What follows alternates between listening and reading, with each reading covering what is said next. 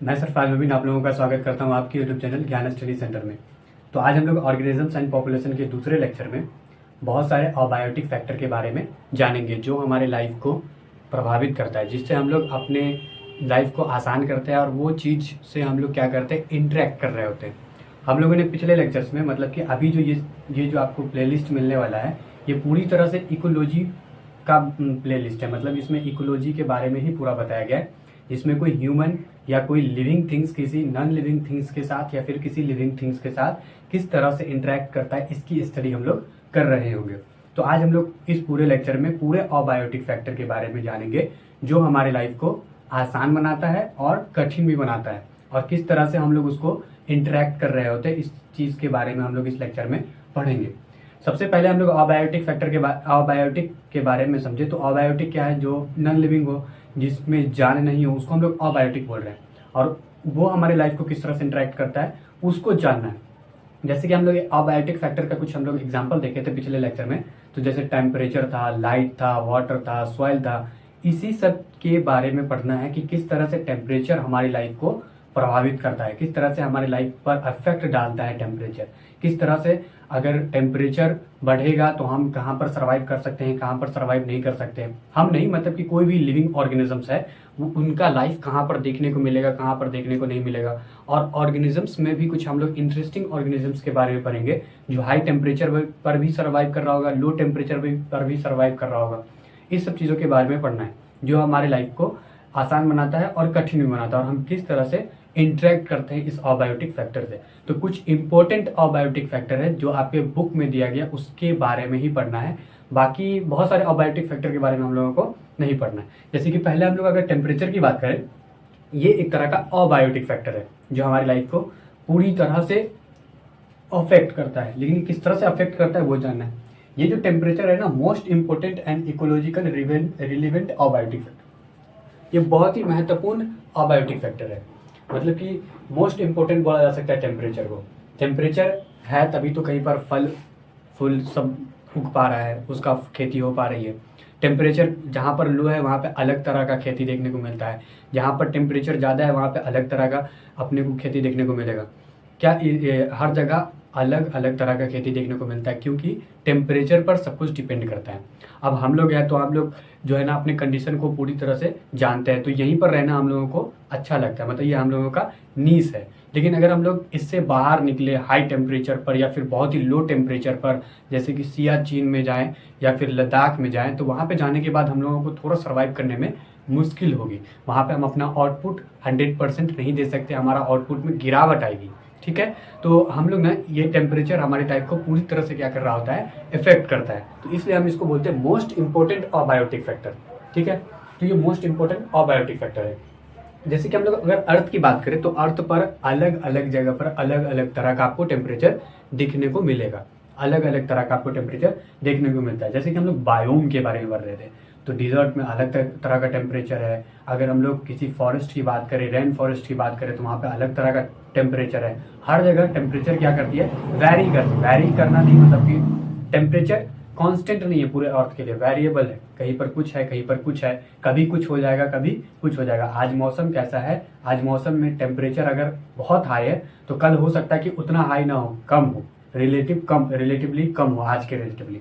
तो जब हम लोग अर्थ की बात करें तो ये अर्थ है अपना, इसमें एक लाइन है जिसको बोलते हैं इक्वेटर, जो 0 डिग्री पर है। ठीक है, और सबसे नीचे मतलब इस वाले पार्ट को हम लोग साउथ पोल बोल रहे होते हैं, और ऊपर वाले पार्ट को हम लोग नॉर्थ पोल बोलते हैं।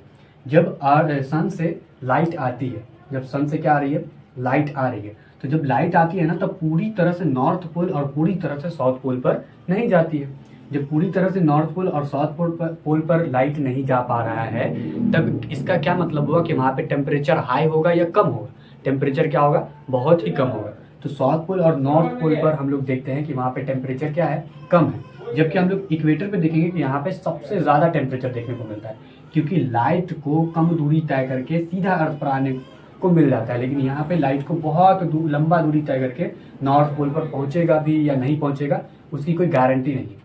ठीक है, तो यहाँ पे नॉर्थ पोल और साउथ पोल पर लाइट जा रहा होता है, जिसके कारण यहाँ पे टेम्परेचर क्या होता है, बहुत ही कम होता है रिलेटिवली इक्वेटर के मुकाबले। ठीक है, तो यहाँ पे इक्वेटर पे जो होगा ना अपने यहाँ पे टेम्परेचर बहुत ही हाई होगा, लेकिन अगर हम लोग नॉर्थ पोल और साउथ पोल की बात करें तो वहाँ पर टेम्परेचर क्या होता है, कम होता है। जैसे कि हम लोग अगर माउंटेन की बात करें तो माउंटेन के अगर प्लेन सरफेस पे बात करें, मतलब नीचे वाले सरफेस पे, तो वहाँ पे टेम्परेचर क्या होगा, हाई होगा। लेकिन अगर हम लोग माउंटेन के ऊपर जाए तो माउंटेन पे क्या होता है, बहुत सारा बर्फ होता है, बर्फ का टॉप बना होगा, तो उस पर क्या होगा, जब बर्फ है वहाँ पे बर्फ देखने को मिलेगा तो वहाँ पे कोल्डी हवा चल रही होगी, ठंडी ठंडी हवा चल रही होगी, मतलब वहाँ पे टेम्परेचर कम है। तो जब हम लोग देखते हैं कि माउंटेन के नीचे वाले सतह पर और माउंटेन के सबसे ऊंचे वाले टॉप सतह पर वहाँ पे की टेम्परेचर नीचे वाली सतह के मुकाबले क्या होती है, कम होती है, बहुत कम होती है। तो यहाँ पे बहुत ज़्यादा होगा, यहाँ पे क्या देखने को मिलेगा, बहुत कम देखने को मिलेगा। इस टेम्परेचर के बेसिस पे क्या करते हैं ना हम लोग, स्पीसीज को, ऑर्गेनिजम्स को क्या करते हैं, दो कैटेगरी में बांट देते हैं। जैसे कि पहले को बोलते हैं हम लोग यूरीथर्मल, दूसरे को बोलते हैं एस्टिनोथर्मल। Eurythermal organisms, एस्टिनोथर्मल organisms. अब ये यूरीथर्मल क्या होता है, एस्टिनोथर्मल क्या होता है, इसको हम लोग अगर अच्छे से समझे तो कैसे समझ सकते हैं। अभी हम लोग बहुत मतलब पिछले लेक्चर से एक ही चीज़ चर्चा कर रहे हैं कि तो ह्यूमन बींग्स जो होता है वो कहीं भी सर्वाइव कर सकता है, बस उसके आउटपुट में गिरावट आएगी। जो काम अपने नीश में रहकर वो कर सकता है वो बाकी और जगह जाकर नहीं कर सकता है। जैसे कि आज हम लोग नॉर्थ इंडियन में सर्वाइव कर रहे हैं, तो यहाँ पर जो हमारा आउटपुट होगा वो पूरी तरह से 100% होगा, क्योंकि यहाँ का क्लाइमेट, यहाँ का खाना, यहाँ का जो रिसोर्सेस है वो उस चीज़ों से हम लोग क्या है ना कि पूरी तरह से जानकार है, मतलब उसको हम लोग हर रोज़ लेते हैं, तो उसकी हम लोगों को आदत है। लेकिन अगर हम लोग कुछ दिनों के बाद अगर साउथ इंडिया में जाए तो वहाँ जाने के बाद वहाँ का क्लाइमेट, वहाँ का खाना, वहाँ का रिसोर्सेज, उस सब को अडेप्ट करने में हमें समय लगेगा। मतलब कि हम लोग वहाँ आउटपुट अपना 100% नहीं दे सकते। 100% से क्या होगा, बहुत ही गिरावट आएगी। ठीक है, तो इसी के बेसिस पर हम लोगों को एक चीज़ समझ में आ रहा है कि ह्यूमन बींग्स कहीं भी सर्वाइव कर सकता है, मतलब सियाचिन, लद्दाख या फिर किसी डिजर्ट इलाका में भी सर्वाइव कर सकता है। बहुत ज़्यादा से ज़्यादा ठंडी इलाका में भी और बहुत गर्म से गर्म इलाका में भी क्या करता है, ह्यूमन बींग्स सर्वाइव कर रहा होता है। बहुत रेनफॉल वाले इलाके में भी सर्वाइव कर रहा होता है। तो ऐसा क्या खास बात है जिसके कारण ह्यूमन बींग्स जो होते हैं वो कहीं भी सर्वाइव करते हैं, बस उसके आउटपुट में गिरावट आता है, उस पर हम लोगों को गौर नहीं करना है। बहुत सारे ऐसे ऑर्गेनिजम्स हैं जिसको अगर हल्का सा ठंडा इलाका में रख दिया जाए तो उसकी मृत्यु हो जाती है, या फिर हल्का सा गर्म इलाका में रख दिया जाए तो उसकी मृत्यु हो जाती है। लेकिन ह्यूमन बींग्स के साथ तो ऐसा है ही नहीं। तो ह्यूमन बींग्स क्या कर रहे हैं ना कि अपने बॉडी टेम्परेचर को पूरी तरह से कांस्टेंट रखा हुआ है। जो उसका बॉडी टेम्परेचर 37 डिग्री है उसको वो हर जगह कांस्टेंट रखता है, बाहर के क्लाइमेट के मुकाबले उसको उसमें वेरी नहीं करने देता। जब उसके अंदर अगर टेम्परेचर में वेरी होगा तो उसकी एंजाइम्स टूट फूट जाएगी, उसकी एंजाइम्स में खराबी आएगी, और जब एंजाइम्स खराब होता है तब उसके बॉडी के अंदर बहुत सारी बीमारियां पनपती है। लेकिन ह्यूमन बींग्स क्या होता है ना कि अपने 37 डिग्री वाले टेम्परेचर को बॉडी के अंदर हमेशा बनाए रखता है। तो ये जो है ना ह्यूमन बींग्स एक तरह का ब्रॉड रेंज टेम्परेचर को अपने अंदर झेल लेता है, मतलब कि बहुत एक लंबा टेम्परेचर को क्या करेगा, झेल लेगा। अगर हम लोग एग्जाम्पल के हिसाब से चलें तो क्या बोल सकते हैं कि ह्यूमन जो है ना अगर -10 डिग्री सेल्सियस पर सर्वाइव कर रहा है तो वो 50 डिग्री सेल्सियस पर भी सर्वाइव कर रहा होगा। तो एक ब्रैकेट में अगर टेम्परेचर का हम लोग रेंज निकाले तो कैसा निकलेगा, एक से 60 तक का बनेगा, मतलब -10 डिग्री से 50 डिग्री, मतलब 60 तक का क्या निकलेगा, एक रेंज निकलेगा। तो इतना बड़ा रेंज को वो क्या करता है, आसानी से झेल लेता है और अपने अंदर के बॉडी टेम्परेचर को हमेशा 37 डिग्री पर बनाए रखता है, उसको थोड़ा सा भी हिलने नहीं देता है। तो यूरीथर्मल का मतलब ही होता है, यूरी का मतलब होता है ब्रॉड रेंज, एक लंबा रेंज होना चाहिए, और थर्मल का मतलब क्या होता है, टेम्परेचर। थर्मल का मतलब क्या होता है, टेम्परेचर। तो ब्रॉड रेंज ह्यूमन क्या करता है ना, ये ब्रॉड रेंज को शो कर रहा होता है। ये क्यों शो करता है, internal body temperature is maintain at 37 degree. ये किसी भी ब्रॉड रेंज मतलब कि बहुत ही लंबे रेंज के टेम्परेचर पर भी क्या करेगा, अपने अंदर की बॉडी टेम्परेचर को यह बनाए रखता है, मेंटेन किए रखता है, उसको थोड़ा सा भी गड़बड़ नहीं होने देता। अगर वो गड़बड़ होगा इसका मतलब कि उसकी जो तबीयत है वो खराब होगी, उसकी एंजाइम्स खराब होंगे, उसका आउटपुट खराब होगा और उनका डेथ होने की भी संभावना क्या होती है, वहाँ पर बढ़ जाता है। तो इस तरह से हम लोग यूरीथर्मल को समझे। तो यूरीथर्मल में ना एग्जांपल्स है, जैसे कि बर्ड्स होते हैं, बहुत सारे बर्ड्स हैं जो अपने बॉडी टेम्परेचर को हमेशा बनाए रखता है, मेंटेन किए रखता है। मैमल्स है, मैमल्स में भी ह्यूमन्स आता है। मैमल्स वो होता है जो रिप्रोडक्शन कर सकता है और अपने बच्चों को दूध पिला सकता है, उसको हम लोग मैमल्स बोलते हैं। तो मैमल्स क्या करता है ना कि ये यूरीथर्मल ऑर्गेनिजम्स है, मतलब अपने अंदर की बॉडी टेम्परेचर को हमेशा कॉन्स्टेंटली बनाए रखता है, इसको भी थोड़ा सा हिलने डुलने नहीं देता है। और जब हिलेगा तब उसके अंदर की एंजाइम्स क्या होगी, टूट फूट जाएगी, खराब हो जाएगी। अब अगर हम लोग स्टीनोथर्मल की बात करें तो स्टीनोथर्मल होता है नैरो रेंज। नैरो रेंज का मतलब कि अगर कोई ऑर्गेनिज्म है जो 7 डिग्री सेल्सियस पर अच्छे से सर्वाइव कर रहा है, अगर उसको 8 डिग्री सेल्सियस पर लेके जाओगे या 9 डिग्री सेल्सियस पर लेके जाओगे तभी उसकी डेथ हो जाएगी।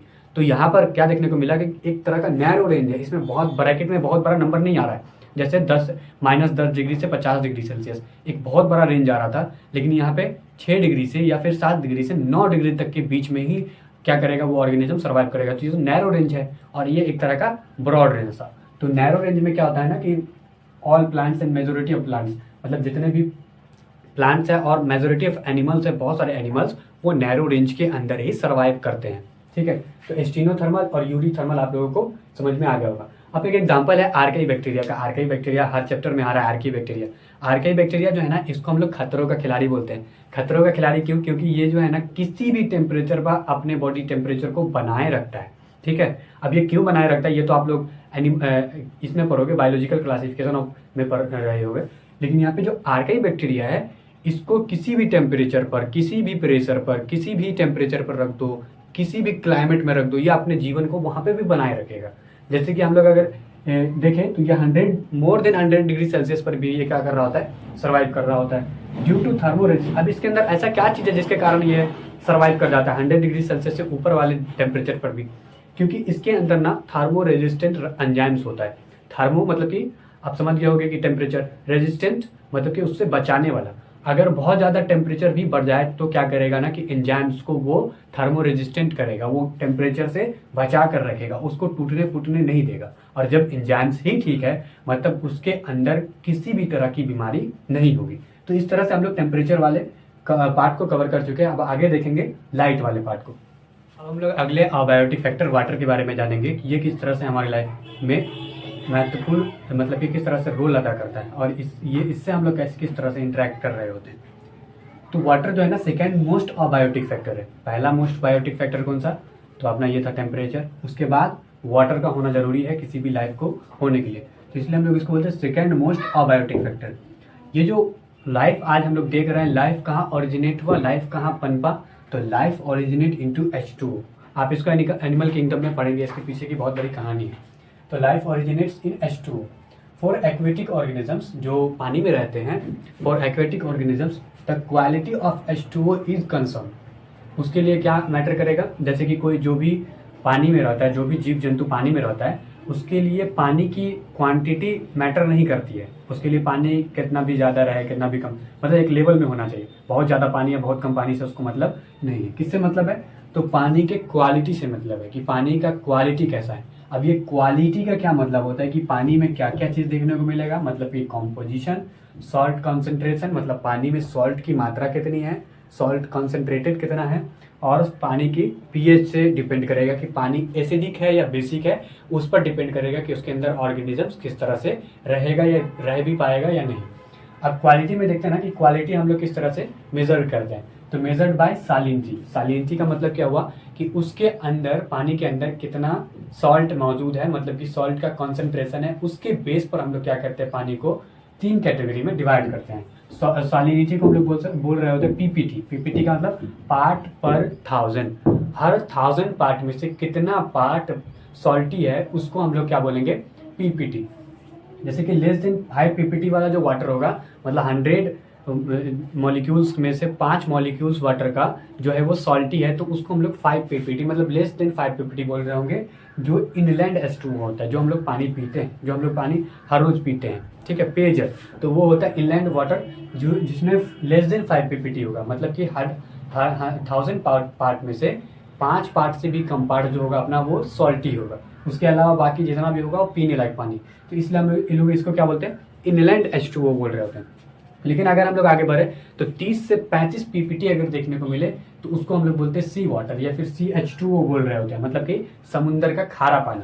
अगर 100,000 में से 30 या 35 पार्ट भी अगर सॉल्टी दिख गया तो वो होता है अपना सी वाटर, मतलब वो पानी पीने लायक नहीं होगा, लेकिन उसमें भी लाइफ होता है, उसके हिसाब से ऑर्गेनिजम्स उसके अंदर सर्वाइव कर रहे होंगे। अब अगर देखें 100 पीपीटी, मतलब कि 1000 पार्ट में से 100 से भी ज़्यादा पार्ट जो है ना वो सॉल्टी है, तो उसको हम लोग 100 पीपीटी बोल रहे होंगे, और मोर देन 100 पीपीटी। इसमें जो होता है ना, इसको हम लोग बोलते हैं हाइपरसैलाइन लगून। क्या बोलते हैं हम लोग? हाइपरसैलाइन लगून, इसमें भी लाइफ देखने को मिलता है, जिसको हम लोग बोलते हैं हेलोफाइल्स। हेलोफाइल्स नाम का आर्के बैक्टीरिया इसमें जिंदा होगा। इसके लिए यही चीज़ जो है ना 100 पीपीटी जरूरी है। अगर हम लोग लेस देन 5 पीपीटी में रखेंगे तो ये अपने जीवन को नहीं बना पाएगा। क्यों नहीं बना पाएगा, हम लोग आगे देखते हैं। अब वाटर के बेसिस पर भी हम लोग ऑर्गेनिजम्स को 2 कैटेगरी में डिवाइड करते हैं। जैसे कि पहले कैटेगरी का नाम होगा यूरी हेलाइन। अब यूरी का मतलब तो बताने का कोई ज़रूरत है नहीं, यूरी हेलाइन, जिसमें ब्रॉड रेंज का सॉलिनिटी को क्या करे वो अपने अंदर झेल पाए, उसको हम लोग बोलते हैं यूरी हेलाइन। यूरी हेलाइन ऑर्गेनिज्म, जैसे कि इसका 2 एग्जाम्पल अपने पास है, सैलोमन फिश और कॉमन मोली। ये यूरी हेलाइन नाम का यूरी हेलाइन रेंज को भी क्या करता है अपने अंदर सर्वाइव कर पाता है। स्टीनो हेलाइन गोल्ड फिश और हैड डॉग इसका एग्जाम्पल है। अब अगर हम लोग 2 एग्जाम्पल से समझे कि किस तरह से सॉल्ट जो है, सॉल्ट का कॉन्सेंट्रेशन जो है वो किसी भी जीव को मतलब कि उसके अंदर किस तरह से प्रभाव करता है, मतलब कि पानी का होना और सॉल्ट का होना किस तरह से हमारे लाइफ को अफेक्ट करता है, या अबायोटिक फैक्टर किस तरह से अफेक्ट करेगा, उसको देखें अगर तो अपने पास 2 एग्जाम्पल है। एक फ्रेश H2O फिश का एग्जाम्पल है, जैसे कि फ्रेश H2O फिश आपको देखने को मिल रहा है, और एक है marine H2O fish. Fresh H2O fish की पहले हम लोग बात करें तो फ्रेश H2O फिश में ना इसके अंदर सॉल्ट की मात्रा, सॉल्ट का कॉन्सेंट्रेशन कम होगा और H2O का कॉन्सेंट्रेशन अधिक होगा, इसीलिए तो हम लोग इसको फ्रेश H2O फिश बोल रहे हैं। जब इसके अंदर सॉल्ट की मात्रा अधिक है और H2O की मात्रा, सॉल्ट की मात्रा कम है और H2O की मात्रा अधिक है, तो इसमें H2O का कॉन्सेंट्रेशन क्या है, ज़्यादा है। अगर हम लोग इधर देखें तो सॉल्ट का कॉन्सेंट्रेशन क्या है, ज़्यादा, और H2O का कॉन्सेंट्रेशन कम है। अगर हम लोग यूनिवर्सल लॉ समझे तो क्या होता है कि यूनिवर्सल लॉ केमिस्ट्री वाला, कि जो भी चीज़ होगा वो लो कॉन्सेंट्रेशन से हाई कॉन्सेंट्रेशन की तरफ क्या करता है, मूव करता है। अब इसके अंदर पानी है जो कि क्या है कि हाई कॉन्सेंट्रेशन वाला है, और H2O इधर बाहर है जो कि लो कॉन्सेंट्रेशन है, तो हाई कॉन्सेंट्रेशन से कहाँ जाएगा, लो कॉन्सेंट्रेशन की तरफ जाएगा, तो पानी अंदर से क्या होगा, बाहर की तरफ निकल जाएगा। अब जब इसके अंदर का पानी पूरा खींच कर निकाल लिया H2O, मतलब पूरा H2O बाहर निकल चुका है हाई कॉन्सेंट्रेशन से लो कॉन्सेंट्रेशन की तरफ, तब बताओ इसके अंदर लाइफ रहेगा, नहीं रहेगा। तब इसके लिए क्या होगा ना कि इसको इक्वली चाहिए, मतलब कि जो कॉन्सेंट्रेशन बाहर है वही कॉन्सेंट्रेशन अंदर भी होना चाहिए। अगर अंदर और बाहर का कॉन्सेंट्रेशन में थोड़ा सा भी लो और हाई वाला मैटर आता है, तब जाके देखोगे कि वहाँ पे लाइफ देखने को ही नहीं मिलेगा। जैसे कि एक मराइन फिश का भी एग्जांपल है, मराइन H2O फिश। इसमें क्या होता है कि जो H2O है, सॉल्ट की कॉन्सेंट्रेशन यहाँ पे क्या होगी, अधिक होगा, और H2O का कंसेंट्रेशन कम। यहाँ पे सॉल्ट का कंसेंट्रेशन क्या है, अधिक है, और H2O का कंसेंट्रेशन ज़्यादा है, बाहर देखने को मिल रहा है जो कि H2O है। जब हम लोग देखते हैं कि हाई कंसेंट्रेशन से क्या होगा, लो कंसेंट्रेशन की तरफ मूव करेगा वाटर, और जब अंदर की तरफ ज़्यादा पानी आएगा तो ये क्या होगा, खत्म, इसकी भी लाइफ क्या हो जाएगी, खत्म हो जाएगी। तो हम लोग देखते हैं कि कहीं पर भी बाहर और अंदर का कंसेंट्रेशन क्या होना चाहिए, इक्वल होना चाहिए। अगर हल्का सा भी दोनों में मिस्टेक आता है तब वहाँ पे लाइफ देखने को ही नहीं मिलेगा, लाइफ क्या हो जाएगा, खत्म हो जाएगा। तो इस तरह से हम लोग देखें कि वाटर अबायोटिक फैक्टर किस तरह से हमारे लाइफ को अफेक्ट कर रहा होता है, हम लोगों ने समझ लिया। अब आगे देखते हैं अबायोटिक फैक्टर को जो हमारे लाइफ पर अफेक्ट करता है, वो अबायोटिक फैक्टर का नाम है लाइट। अब ये लाइट का मेन सोर्स क्या होता है, तो लाइट का मेन सोर्स सन है, उसके अलावा जो भी है उसका ज़्यादातर इफेक्ट हमारे लाइफ पर देखने को नहीं मिलता है, ना तो फोटोसिंथेसिस पर उसका कोई इफेक्ट होता है। तो इसका मेन सोर्स कौन सा होगा, लाइट। अगर लाइट की मात्रा कम होगी, लाइट की क्वांटिटी कम होगा, और लाइट कम होगा धरती पर, तब इसका इफेक्ट कहाँ देखने को मिलेगा कि लीफ में, मतलब कि जो पत्तियाँ होती है पेड़ पौधे की, उसमें फोटोसिंथेसिस भी क्या होगा, कम होने लगेगा। तो जब हम लोग लाइट कम आएगा सन से, लाइट कम देखने को मिलेगा, तो वहाँ पे फोटोसिंथेसिस कम होगा, और जब फोटोसिंथेसिस कम होगा तो ऑटोट्रॉप्स अपना खाना खुद नहीं बना पाएंगे, और जब वो अपना खाना नहीं बना पाएंगे तो उनका लाइफ क्या होगा, खत्म होने लगेगा, और जब उनका लाइफ खत्म होने लगेगा तो वो इनडायरेक्टली हेट्रोट्रॉप्स को भी खत्म करने लगेगा, क्योंकि हेट्रोट्रॉप जो होता है वो पूरी तरह से ऑटोट्रॉप्स पर निर्भर करता है। तो जब फोटोसिंथेसिस कम होगा, मतलब कि लाइट कम आएगा, तो फोटोसिंथेसिस कम मतलब कि ऑटोट्रॉप्स अपना खाना नहीं बना पाएगा, ऑटोट्रॉप्स खत्म होने लगेगा, और जब ऑटोट्रॉप्स खत्म होगा तो हेट्रोट्रॉप्स भी खत्म होगा। तो फोटोसिंथेसिस कम होता है, मतलब कि ऑटोट्रॉप्स इससे अफेक्ट होता है, और ऑटोट्रॉप्स ही अफेक्ट नहीं होता है, इनडायरेक्टली हेट्रोट्रॉप्स भी क्या हो रहा होता है, अफेक्ट हो रहा होता है। अभी हम लोग देखेंगे कि कई ऐसे ऑर्गेनिजम्स हैं जिसको लाइट नाम का शब्द पता ही नहीं है कि लाइट नाम का कोई चीज़ होता है। जैसे कि अगर हम लोग समुद्र के 500 मीटर अगर नीचे जाए तो वहाँ पे जो ऑर्गेनिजम्स होता है उसको लाइट नहीं पहुँचती, वहाँ पे लाइट नहीं जाता। तो वो कैसे अपना लाइफ बनाए रखता है। अभी तो देखिए कि लाइफ इनडायरेक्टली वे में बोले तो लाइट पर ही डिपेंड कर रहा है, पूरी तरह से लाइट पर ही डिपेंड कर रहा है। टेम्परेचर को भी बनाए रखने में, कम करने में और ज़्यादा करने में भी किसका योगदान, लाइट का ही योगदान होता है। तो लाइट एक बहुत ही महत्वपूर्ण अबायोटिक फैक्टर है। अब इसमें हम लोग देखें कि सी के 500 मीटर अंदर वहाँ पे लाइट नहीं जाता, तो वहाँ पे ऑर्गेनिजम्स किस तरह से अपने लाइफ को सर्वाइव करते हैं, अपने लाइफ को बनाए रखते हैं। तो वो अपने लाइफ को बनाए रखने के लिए क्या करता है ना कि ऊपर से जो जीव जंतु, जो ऑर्गेनिजम्स मरकर नीचे आता है, उसी को वो खाना के तौर पर खाता है। मतलब उसको लाइट से कोई मतलब नहीं है, जो ऊपर से कोई मरा हुआ चीज आता है तो उसको क्या करता है, वो खाता है। तो इसलिए हम लोग 500 मीटर नीचे जो ऑर्गेनिजम्स होता है उसको बोलते हैं हम लोग प्रीडेटर्स बोलते हैं। प्रीडेटर्स का मतलब ही होता है मारकर खाने वाला जीव जंतु, या मरे हुए जीव जंतु का पोषण करने वाले को ही हम लोग क्या बोलते हैं, प्रीडेटर्स बोल रहे होते हैं। तो ये जो होता है ना 500 मीटर नीचे जो भी ऑर्गेनिजम्स होगा उसको हम लोग क्या बोलेंगे, प्रीडेटर्स बोलेंगे। अब इसके अलावा अगर हम लोग फॉरेस्ट में जाए, घना से घना फॉरेस्ट में, तो वहां पे बहुत बड़े पेड़ पौधों के कारण नीचे जो छोटे छोटे पेड़ होते हैं उस पर भी ये नहीं जा पाता, लाइट नहीं जा पाता है। लेकिन वो क्या करता है ना कि उस ही नीस को, उस ही क्लाइमेट को क्या करता है, वो पूरी तरह से अडेप्ट कर लेता है। अब उसको बिना लाइट के रहने की आदत हो गई है और वो भी वैसा ही खाना प्राप्त करता है जैसे कि 500 मीटर समुद्र के नीचे रहने वाले ऑर्गेनिजम्स खाना को प्राप्त कर रहे थे प्रेडेटर्स के तौर पे। मतलब पूरी तरह से वो ऑटोट्रॉप्स नहीं होगा, दूसरे पर डिपेंड कर रहा होगा, वो प्लांट दूसरे पर डिपेंड करके ही खाना मिल रहा होगा। जो बड़े बड़े प्लांट पर लाइट आ रही है उससे जो खाना बना वो मिल जाता होगा छोटे छोटे प्लांट को। तो हम लोग देखिए कि अभी ऑर्गेनिजम्स जो आज दुनिया में बहुत सारे हैं, उसको बहुत सारे ऑर्गेनिजम्स को लाइट मिलता है, लेकिन कुछ ऐसे ऑर्गेनिजम्स हैं जिसको लाइट नहीं मिलता है, जैसे कि 500 मीटर नीचे रहने वाले सी के ऑर्गेनिजम्स, उसको लाइट नहीं पहुंचता तो वो प्रीडेटर्स की तरह अपना खाना खाता, अपना न्यूट्रिशन बना रहा होता है। अब अगर आप लोग दो एग्जांपल देखें, एक डिजर्ट प्लांट का और एक डिजर्ट एनिमल का। अभी जो डिजर्ट होता है, डिजर्ट नाम सुनते ही हम लोग के दिमाग में क्या आता है कि वहाँ पे बहुत सारा रेगिस्तान होगा, मतलब रेत का टीला बना होगा जिसमें पानी की मात्रा कम होगी, वहाँ पे पेड़ पौधे कम होंगे। लेकिन वहाँ पे भी कुछ पेड़ पौधे देखने को मिलता है, डिजर्ट प्लांट बोलते हैं, जैसे कि कैक्टस, ऑप्टिमियम, ये सब देखने को मिलता है। तो ये सब जो देखने को मिल रहा होता है, ये अपना लाइफ वहाँ पर कैसे बनाया, जब पानी कम है, टेम्परेचर हाई है, रेत है, वहाँ पे ऐसे क्लाइमेट में अपनी लाइफ को कैसे बनाता है, इसी के बारे में हम लोग इसमें पढ़ेंगे कि डिजर्ट प्लांट में क्या होता है। अब जैसे कि डिजर्ट प्लांट में आपको देखने को मिलेगा थिक क्यूटिकल, जैसे कि पत्तियों के ऊपर वैक्स टाइप का, वैक्स लेयर टाइप का कुछ लगा होता है। अगर मान लीजिए ये मेरा पत्ता, ये कुछ पत्ता पत्ता पत्ता टाइप है और इसके ऊपर अगर हम एक वैक्स का लेयर लगा दे तो जो अंदर पानी होगा, इसके अंदर पानी होगा, अब उसका बाहर निकलना क्या है, मुश्किल है। अब वो बाहर नहीं निकल सकता क्योंकि वैक्स का एक लेयर लग चुका है, एक मेम्ब्रेन लगा चुके हैं। अब जिसके कारण क्या होगा, जो पत्ती के अंदर या फिर जो प्लांट के अंदर पानी है वो अब एब्जॉर्ब होके बाहर नहीं निकल सकता। मतलब यहाँ पे रेसिपिरेशन नहीं दिखेगा आपको, सॉरी ट्रांसपिरेशन नहीं देखने को मिलेगा पानी का जो बाहर हो, मतलब ट्रांसपिरेशन कम है। और जब ट्रांसपिरेशन कम है इसका मतलब कि यहाँ पे वाटर लॉस क्या है, कम है। अब हम लोग देखते हैं दूसरा प्लांट अपने को देखने को मिलता है संकन स्टोमेटा, जिसको हम लोग बोलते हैं डीप पीटेड स्टोमेटा। डीप पीटेड का मतलब कि पत्ते के बहुत ही अंदर स्टोमेटा प्रेजेंट होगा, मतलब कि पत्ते की ऊपर लेयर में प्रेजेंट नहीं होगा स्टोमेटा। अगर हम लोग देखें कि पत्ते के ऊपर ही स्टोमेटा प्रेजेंट है तो अंदर से पानी निकलना तो आसान है, क्योंकि स्टोमेटा क्या है ना कि पानी को निकलने के लिए दरवाजा खोलता है और पानी को बचाने के लिए दरवाजा क्या करता है, बंद कर लेता है। तो यहाँ पे जो वाटर बाहर होगा वो आसानी से क्या हो सकता है, बाहर निकल सकता है, क्योंकि सबसे ऊपरी लेयर पे स्टोमेटा प्रेजेंट है। लेकिन कुछ ऐसे हैं जो सबसे बहुत अंदर होते हैं, जिसको हम लोग बोलते हैं डीप पीटेड स्टोमेटा। अब ये डीप पीटेड जब ये अंदर है तो जब वाटर निकलेगा इस स्टोमेटा से बाहर निकलेगा तो बाहर निकल के भी कहाँ जाएगा, पत्ते के अंदर ही, पेड़ पौधे के अंदर ही रह जाएगा। मतलब वाटर लॉस यहाँ पे देखने को नहीं मिलता है। अब देखते हैं कैम पैथवे। अब ये कैम पैथवे एक तरह का ये है, मतलब स्टोमेटा का ही प्रकार है। इसमें क्या होता है कि स्टोमेटा ओपन्स एट नाइट, मतलब टेक्निक बोल सकते हैं पेड़ पौधों का कैम पैथवे।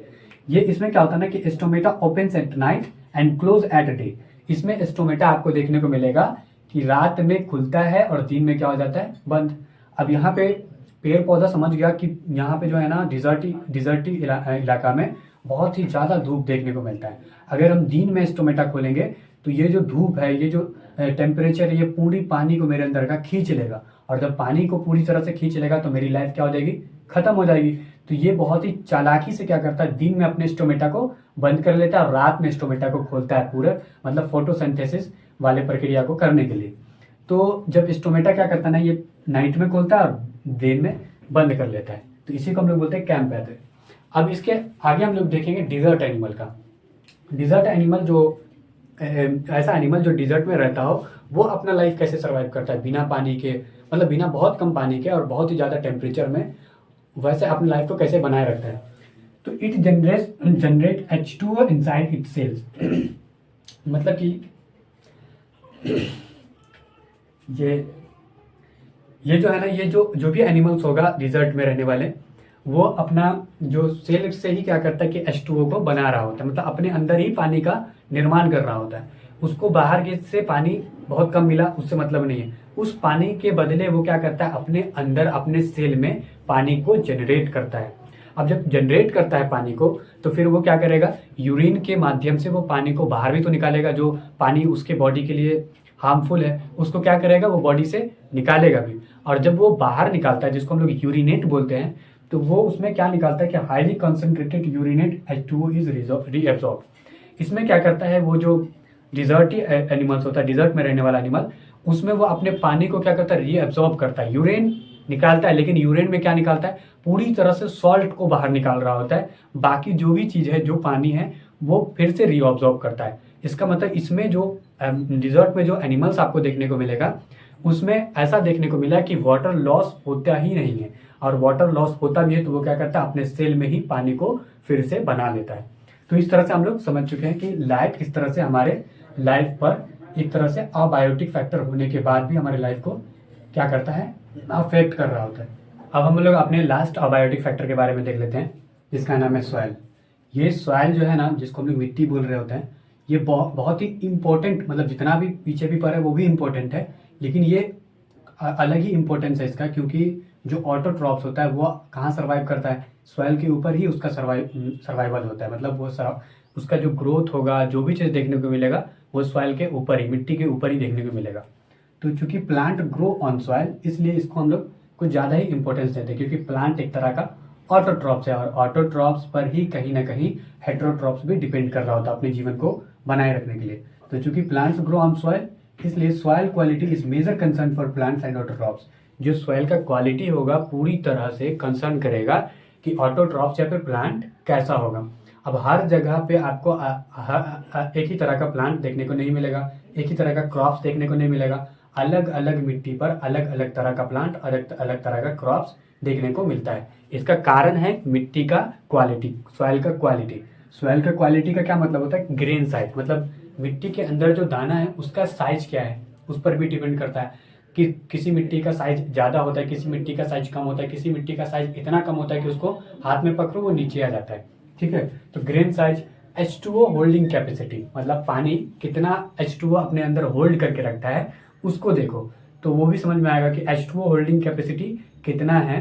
वो भी डिपेंड करेगा पूरी तरह से प्लांट के ग्रो में और ऑटोट्रॉप्स पर, कि प्लांट किस तरह से कहाँ पर रहने वाला है। तो H2O कैपेसिटी, मिट्टी का pH कैसा है वो भी डिपेंड करेगा कि फसल कैसा होने वाला है, वहाँ पे प्लांट कैसा दिखने को मिल सकता है।